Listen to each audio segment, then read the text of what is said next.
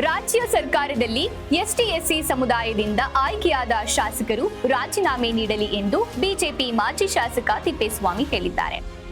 ಪಟ್ಟಣದಲ್ಲಿ ಸುದ್ದಿಗೋಷ್ಠಿಯಲ್ಲಿ ಮಾತನಾಡಿದ ಅವರು, ರಾಜ್ಯ ಸರ್ಕಾರದಲ್ಲಿ ಎಸ್ಟಿ ಎಸ್ಸಿ ಸಮುದಾಯಗಳಿಗೆ ಅನ್ಯಾಯವಾಗಿದೆ. ಎಸ್ಟಿ ಎಸ್ಸಿ ಸಮುದಾಯಗಳಿಗೆ ಮೀಸಲಾಗಿದ್ದ ಹಣವನ್ನು ರಾಜ್ಯ ಸರ್ಕಾರ ಬಿಟ್ಟಿ ಭಾಗಿಗಳಿಗೆ ಬಳಕೆ ಮಾಡಿದೆ.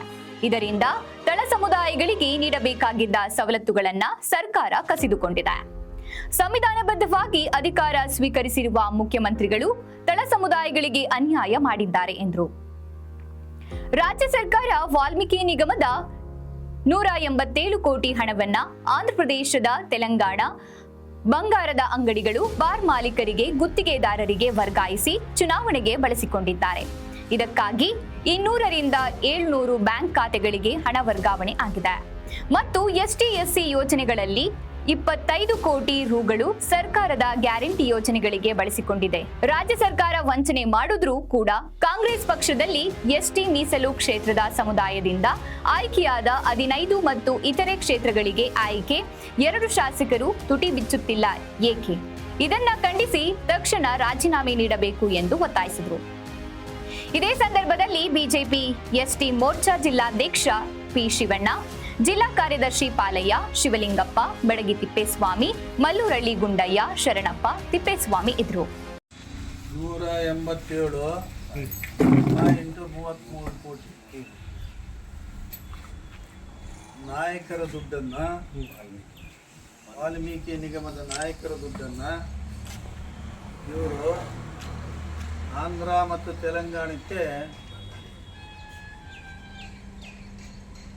ಮತ್ತು ತೆಲಂಗಾಣಕ್ಕೆ ಎಲೆಕ್ಷನ್ಗೆ ಬಳಸ್ಕೊಂಡ್ರು. ಅದು ಇಲ್ಲಿ ತೆಲಂಗಾಣ ಮತ್ತು ಆಂಧ್ರದಲ್ಲಿ ಬಾರ್ ಓನರ್ಸ್ಗೆ, ಬಂಗಾರದಂಗರಿಗೆ,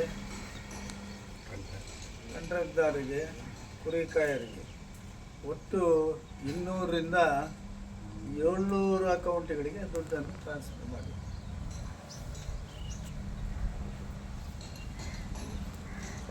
700 ರಿಂದ 700 ಟ್ರಾನ್ಸ್ಫರ್ ಮಾಡಿ.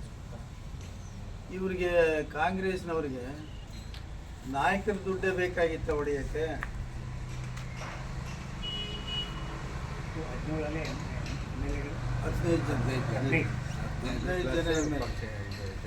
ಜನ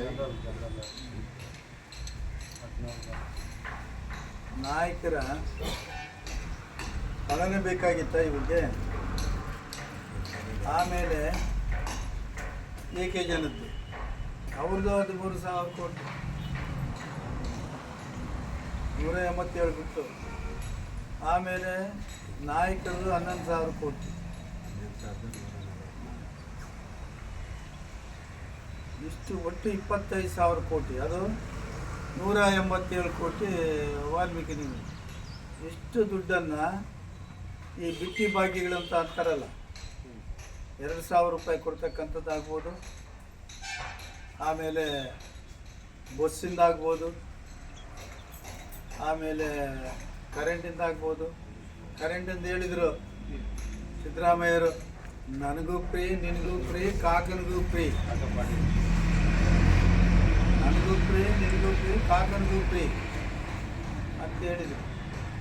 ಆಮೇಲೆ 3,000 ನಿರುದ್ಯೋಗಿ ಯುವಕರಿಗೆ 3,000 ಕೊಡ್ತಕ್ಕಂಥದ್ದನ್ನು ಇವರು ಕೊಟ್ಟರು. ಇದೆಲ್ಲ ದುಡ್ಡು ದಲಿತರ ದುಡ್ಡು. ಈ ದುಡ್ಡೆಲ್ಲ ದಲಿತರದೇ. ಮತ್ತು ದಲಿತರ ದುಡ್ಡೇ ಬೇಕಾಗಿತ್ತ ಇವರಿಗೆ, ಬೇರೆಯವ್ರ ದುಡ್ಡು ಬೇಕಾಗಿರಲಿಲ್ವ? ಬೇರೆಯವ್ರ ದುಡ್ಡು ಬೇಕಿಲ್ಲಲ್ಲ. ಯಾಕಂದರೆ ಇವರು 15 ಜನ MLAಗಳಿದ್ರು, ಒಬ್ಬ ML ಆದರೂ ನಾಯಕರ ದುಡ್ಡನ್ನು ಯಾಕೆ ತಗೊಂಡಿದ್ದೀರಿ ಅಂತ ಕೇಳ್ತಕ್ಕಂಥ ಶಕ್ತಿ ಒಬ್ಬರಿಗೂ ಇಲ್ಲ. ಅದರಲ್ಲಿ ಎಸ್ಪೆಷಲಿ ನಮ್ಮ ಸ್ಟೇಟ್ನಲ್ಲಿ ಮೊಳಕಾಲ್ಮೂರಲ್ಲೇ 1,10,000 ಜನ ವಾಲ್ಮೀಕಿ ಜನಾಂಗದವರು ಇದ್ದಾರೆ. ಇಲ್ಲಿ ಗೆದ್ದಿರ್ತಕ್ಕಂಥವರು ಏನು ನಾಯಕಿ ರೋಟ್ ಹಾಕಿಲ್ಲ. ಇದಕ್ಕೆ ಇವರು ನಾಯಕಿ ರೋಟ್ ತಗೊಂಡಿಲ್ಲ. ನಾಯಕರ ಪರವಾಗಿ ಧ್ವನಿ ಎತ್ತಕ್ಕಂಥ ಕೆಲಸ ಮಾಡಬೇಕಾಗಿತ್ತಲ್ಲ, ಮಾಡೋದಿಲ್ಲಲ್ಲ. ಇಂಥ ವ್ಯಕ್ತಿನ ಈ ಕ್ಷೇತ್ರದ ಜನ ಆಯ್ಕೆ ಮಾಡಿದ್ದಾರೆ. ಕೇಳಕ್ಕೆ ಏನಾಗಿದೆ, 4 ಓಟ್ ಬೇಕಿಲ್ಲಲ್ಲ, ಬೇಕಿಲ್ಲ ನಿನಗೆ, ಬೇರೆ ಬೇಕು.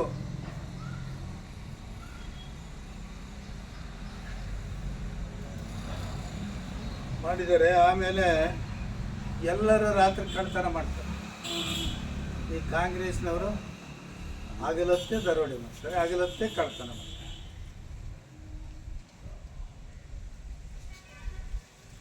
ಆಮೇಲೆ ಈ ಕಾರ್ಮಿಕ ಇಲಾಖೆಯಲ್ಲಿ ನಮ್ಮ ಚಿತ್ರದುರ್ಗ ಜಿಲ್ಲೆಯಲ್ಲಿ ಕಾರ್ಮಿಕರ ಹೆಲ್ತ್ ಚೆಕಪ್ಗೋಸ್ಕರವಾಗಿ 2,940 ರೂಪಾಯಿ ಚೆಕಪ್ ಒಬ್ಬೊಬ್ಬರಿಗೆ. ಇದನ್ನು 3,000 ಜನ ಚೆಕಪ್ ಮಾಡಿಸಿದ್ದಾರೆ. ಅಲ್ಲಿಗೆ 10 ಕೋಟಿ ಬರ್ತಿದೆ ಕಾರ್ಮಿಕ ಇಲಾಖೆಯಲ್ಲಿ. ಅಂದರೆ ಇಡೀ ರಾಜ್ಯದಲ್ಲಿ 300 ಕೋಟಿ ಹೊಡೆದಿದ್ದಾರೆ ಕಾರ್ಮಿಕ ಇಲಾಖೆಯಲ್ಲಿ. ಅಷ್ಟೊಂದು ಅದು ವ್ಯವಹಾರ. ಆಮೇಲೆ ಕರ್ನಾಟಕದವ್ರನ್ನ ಈ ಕಾಂಗ್ರೆಸ್ನ ಡೆಲ್ಲಿಯವರು ATM ಮಾಡ್ಕೊಂಡ್ಬಿಟ್ಟಿದ್ದಾರೆ. ಯಾವಾಗ ಬೇಕೋ ಆವಾಗ ದುಡ್ಡುಗಳು ಬಳಸ್ತಕ್ಕಂಥ ಕೆಲಸವನ್ನು ಅವರು ಮಾಡ್ತಾರೆ, ಇವರು. ಆಮೇಲೆ ಮೈಸೂರಲ್ಲಿ ನೀವು ದೊಡ್ಡ ಹಗರಣ ಕೇಳಿರ್ಬೋದು, ಮೂಡಾದು.